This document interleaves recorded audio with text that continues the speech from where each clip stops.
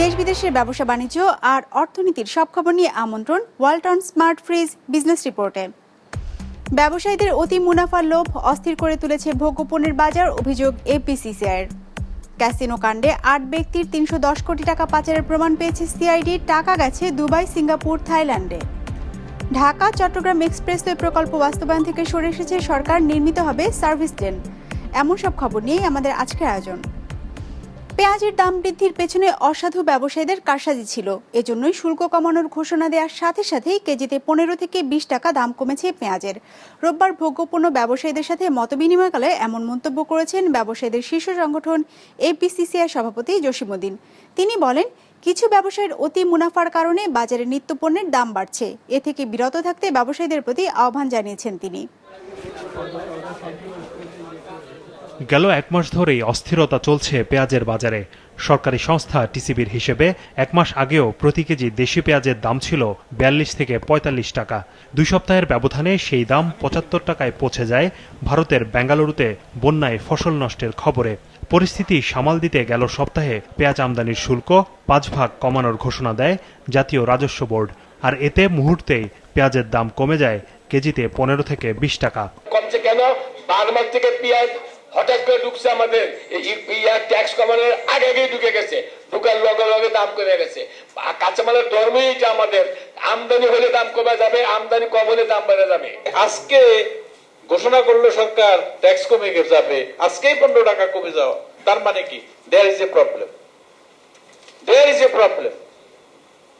এই প্রবলেমটা চলতে দেওয়া যাবে না, এটা মেসেজ।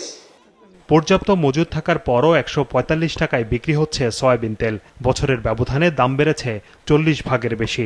এ সময় আন্তর্জাতিক বাজারে ১৯ ভাগ দাম বাড়লেও দেশে চিনির দাম বেড়েছে ৩০ ভাগের বেশি।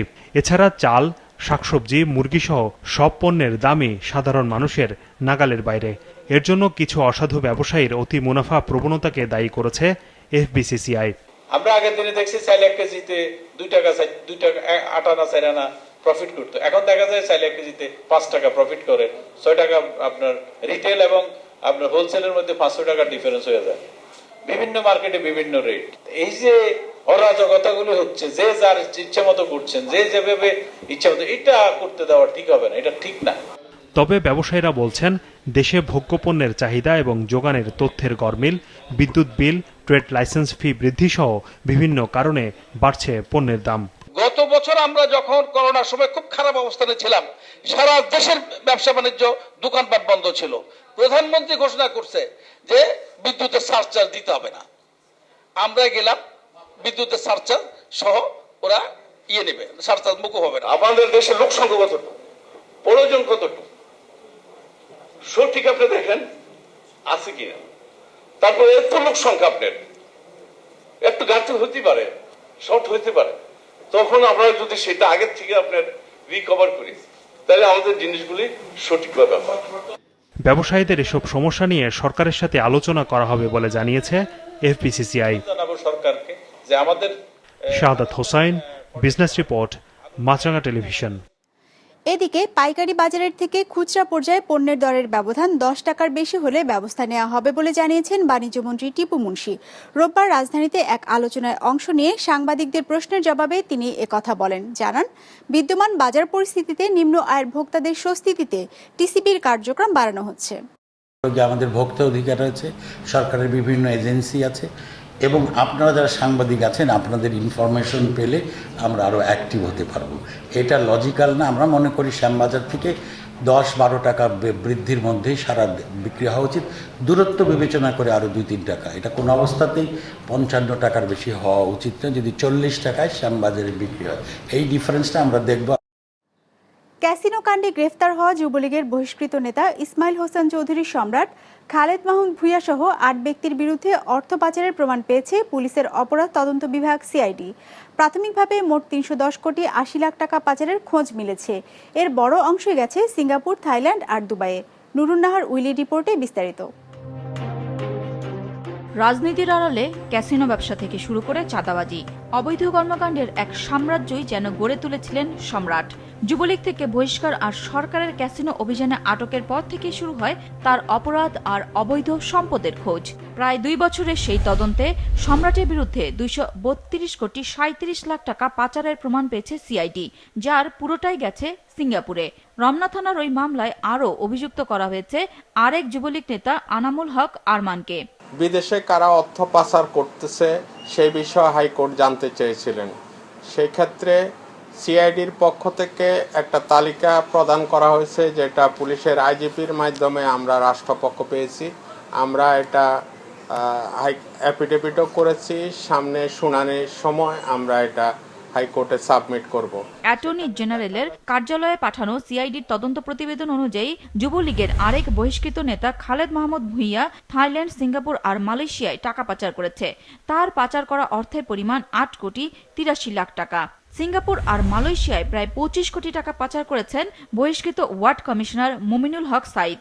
আর সিঙ্গাপুরে 1 কোটি 64 লাখ টাকা পাঠিয়েছেন রাজীব হোসেন, আওলাদ হোসেন ও শরীফুল ইসলাম নামে 3 চোরা কারবারি। ঋণ প্রতারণার দায়ে অভিযুক্ত ব্যবসায়ী শাহজাহান বাবলু দুবাইয়ে পাচার করেছেন 2 কোটি 10 লাখ টাকা। 40 লাখ টাকা গেছে সংযুক্ত আরব আমিরাতে, যা পাঠিয়েছেন নাজমুল আবিদিন সহ 2 জন। 8টি মামলায় বেশ কয়েকজনের নাম উল্লেখ করে এই প্রতিবেদনটা দাখিল করা হয়েছে। সেখানে বলা হয়েছে Singapore, Thailand, Malaysia, Philippines, Dubai এই সমস্ত দেশে তারা অর্থ পাচার করেছে এবং এই টাকার অঙ্ক অনেক বেশি এবং এই টাকাগুলো উদ্ধারের জন্য পুলিশের পক্ষ থেকে সংশ্লিষ্ট দেশে চিঠি দেওয়া হয়েছে। ওই প্রতিবেদনে বাংলাদেশ ব্যাংকের রিজার্ভ থেকে চুরি যাওয়া অর্থের তথ্য তুলে ধরা হয়। জানানো হয় এরই মধ্যে ফিলিপাইন আর শ্রীলঙ্কা থেকে $3.5 কোটি মতো উদ্ধার করা হয়েছে। Nurun Nahar Willy, business report, মাছরাঙা টেলিভিশন। ঢাকা চট্টগ্রাম এক্সপ্রেসওয়ে নির্মাণ প্রকল্প থেকে সরে এসেছে সরকার। এর পরিবর্তে ওই পথে 4 লেনের মহাসড়কের 2 পাশে সার্ভিস লেন নির্মাণের সিদ্ধান্ত হয়েছে। রোববার অর্থনৈতিক বিষয় সংক্রান্ত মন্ত্রিসভা কমিটির বৈঠকে এ সংক্রান্ত সিদ্ধান্ত হয়। যদিও এক্সপ্রেসওয়ে প্রকল্পের সম্ভাব্যতা যাচাইয়ের কাজে সরকারের 100 কোটি টাকার মতো এরই মধ্যে খরচ হয়েছে। বৈঠকে চলতি অর্থ বছরের উপজেলা নির্বাহী কর্মকর্তাদের জন্য 50টি নতুন মিৎসুবিশি পাজেরো গাড়ি কেনারও সিদ্ধান্ত হয়। সরকারি প্রতিষ্ঠান প্রগতি ইন্ডাস্ট্রিজ এসব গাড়ি সরবরাহ করবে। এর বাইরে করোনা টিকা দেওয়ার জন্য চীন থেকে সরাসরি ক্রয় পদ্ধতিতে 9 কোটি সিরিঞ্জ কেনার অনুমোদনও দিয়েছে অর্থনৈতিক বিষয় সংক্রান্ত মন্ত্রিসভা কমিটি।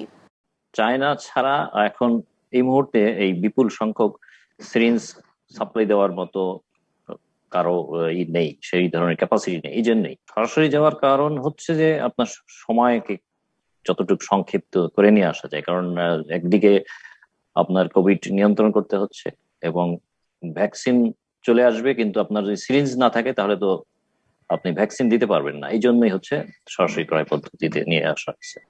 অবৈধ দখল আর স্থাপনা নির্মাণে বিপর্যস্ত কর্ণফুলী নদী। 7 বছরের ব্যবধানে নদী প্রস্থে কমে হয়েছে অর্ধেকেরও কম, যার বেশিরভাগই নদীকেন্দ্রিক বিভিন্ন ব্যবসা প্রতিষ্ঠান কিংবা প্রভাবশালীদের দখলে চলে গেছে। নদী বাঁচাতে দখল উচ্ছেদের দাবিতে আন্দোলনের পাশাপাশি আদালতে যাবার ঘোষণা দিয়েছে নদী রক্ষা আন্দোলনকারীরা। রবিউল টিপুর ক্যামেরায় নাজমু সাদেকের রিপোর্ট। 1990 সালেও কর্ণফুলী নদী প্রস্থে ছিল 900 মিটারের বেশি। 2014তেও সেতু এলাকায় নদীর প্রস্থ ছিল 886 মিটার। আর 7 বছর পর এখন তা মাত্র 410 মিটার। গেল বছর চট্টগ্রাম নদী ও খাল রক্ষা আন্দোলন এক জরিপ চালায়, যার অন্যতম সদস্য ছিলেন চট্টগ্রাম প্রকৌশল ও প্রযুক্তি বিশ্ববিদ্যালয়ের অধ্যাপক ডক্টর স্বপন কুমার পালিত। নদী পাড়ে আলাপচারিতায় তিনি জানান, দখলের কারণে প্রতিনিয়তই ছোট হচ্ছে কর্ণফুলী।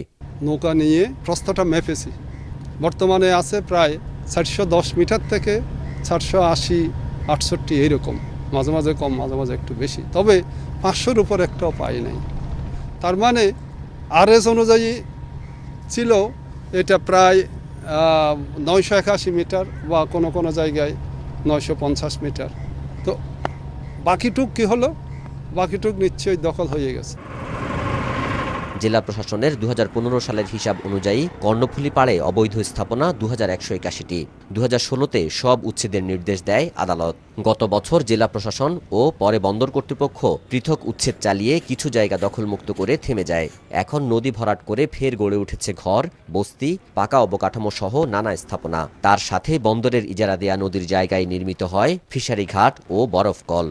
নদীর যদি স্বাভাবিক গতিপ্রবাহ ঠিক না থাকে তাহলে সেটাকে নদীকে জীবন্ত সত্তা কখনো বলা যাবে না। যেটা আমরা বন্দরকে বোঝানোর চেষ্টা করছি, তারা বুঝে নাই, যে কারণে আমরা সুনির্দিষ্ট তারিখ দিয়ে নোটিশ করেছি এবং সমস্ত বিষয়টি মহামান্য হাইকোর্টকে জানাবো এবং সুনির্দিষ্ট নির্দেশনা চাইব, অর্থাৎ ডিরেকশন যেটা বলে যে এতদিনের মধ্যে এইভাবে আপনি এটা উচ্ছেদ করবেন, না হয় আমার আদালতে আপনাকে জবাব দিতে হবে। এই ধরনের একটা সুরাহা আমরা আদালতের কাছে প্রার্থনা করব। আমরা হাইকোর্ট থেকে নির্দেশনা চাইব, একই সাথে চট্টগ্রামবাসীকে নিয়ে এই যে আমরা আন্দোলন শুরু করব এই সমস্ত যারা অবৈধ দখল করছে তা উচ্ছেদ করার জন্য। করোনার কারণে দখলমুক্তকরণের কাজ বন্ধ ছিল দাবি করে শীঘ্রই উচ্ছেদ শুরু হবে জানায় জেলা প্রশাসন।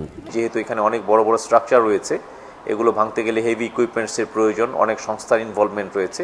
সকলের সাথে সমন্বয় করে আমরা অতি দ্রুত কর্ণফুলী নদীর দুতীরের অবৈধ দখলদারকে উচ্ছেদ করে কর্ণফুলী নদীর যে স্বাভাবিক স্রোতধারা যেটি রয়েছে সেটিকে দ্রুত আমরা ফিরিয়ে আনব। কর্ণফুলী নদীর সাথে সম্পর্কিত চট্টগ্রাম বন্দর সহ অন্তত 6টি সংস্থা। দখল উচ্ছেদের পাশাপাশি সব সংস্থার সমন্বয়ে মাস্টার প্ল্যান করে কর্ণফুলীকে রক্ষা করতে হবে বলছেন নদী গবেষকরা।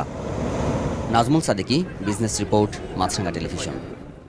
দুর্গাপূজা উপলক্ষে কয়েকদিন বন্ধ থাকার পর রোববার থেকে দিনাজপুরের হিলি, চাঁপাইনবাবগঞ্জের সোনা মসজিদ ও ব্রাহ্মণবাড়িয়ার আখাউড়া স্থলবন্দর দিয়ে আমদানি রপ্তানি কার্যক্রম শুরু হয়েছে।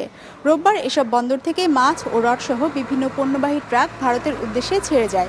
ভারত থেকে পেঁয়াজ, ভুট্টা, গম ও পাথরসহ বিভিন্ন পণ্যবাহী ট্রাক প্রবেশ করে বন্দরে।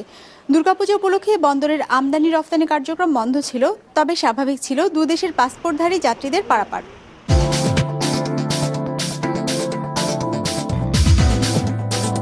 নেতিবাচক ধারায় লেনদেন শেষ হয়েছে ঢাকার পুঁজিবাজারে। সার্বিক সূচক DSCX 56 পয়েন্ট কমে দাঁড়িয়েছে ৭,১৮৬-তে। বেচাকেনা হয়েছে ১,৬৫৫ কোটি টাকার। হাতবদল হওয়া শেয়ার ও মিউচুয়াল ফান্ডের মধ্যে দর বেড়েছে ৬৫টির, কমেছে ২৮৭টির, আর অপরিবর্তিত আছে ২৪টির দর। এবার বাজার নিয়ে বিশ্লেষণ শুনবো ব্র্যাকিপেল স্টক ব্রোকারেজের। আজকে মার্কেটে প্রায় ৫৭ পয়েন্টের মতো কারেকশন পরিলক্ষিত হয়েছে উইথ 15% ইনক্রিজ ইন টার্নওভার। বলে আমরা দেখেছি সবগুলো লার্জ ক্যাপ সেক্টরই কারেকশন দেখা দিয়েছে, তবে এর মধ্যে NBFI সেক্টর সবচেয়ে বেশি কারেকশন হয়েছে, followed by power and fuel sector. Well, এখন যদি আমরা টার্নওভার বেসিসে সেক্টরাল মুভমেন্টের দিকে তাকাই, আমরা দেখব যে ব্যাংকিং সেক্টর সবচেয়ে বেশি টার্নওভার জেনারেট করেছে এবং দ্বিতীয় অবস্থানেই রয়েছে ফার্মাসিউটিক্যাল সেক্টর। ওয়েল, এখন যদি আমরা টপ ট্রেডেড শেয়ারসের দিকে তাকাই, আমরা দেখব যে ফরচুন শুজ সবচেয়ে বেশি টার্নওভার জেনারেট করেছে, দ্বিতীয় অবস্থানে রয়েছে IFIC ব্যাংক এবং তৃতীয় অবস্থানে রয়েছে ওরিয়েন্ট ফার্মা। জ্বালানি সংকটে নাজেহাল বিশ্ব, বাড়ছে অপরিশোধিত তেল, গ্যাস আর কয়লার দাম, যা আরও কয়েক বছর অব্যাহত থাকতে পারে বলে পূর্বাভাস দিয়েছেন বিশ্লেষকরা। জ্বালানির দরের ঊর্ধ্বগতি উস্কে দিচ্ছে মূল্যস্ফীতিকে। এমন অবস্থায় করোনা পরবর্তী অর্থনৈতিক পুনরুদ্ধারের গতি বাধাগ্রস্ত হতে পারে বলে শঙ্কা বিশেষজ্ঞদের। ডেস্ক রিপোর্টে বিস্তারিত। আবারও রেকর্ড ছুঁয়েছে জ্বালানি তেলের দাম। বিশ্ববাজারে অপরিশোধিত জ্বালানি তেলের ব্যারেল প্রতি মূল্য দাঁড়িয়েছে $84.86, যা গেল 7 বছরের মধ্যে সর্বোচ্চ। করোনা মহামারীতে চাহিদা কমে যাওয়ায় জ্বালানি তেলের উৎপাদন কমিয়ে এনেছিল যুক্তরাষ্ট্রসহ ওপেকভুক্ত দেশগুলো।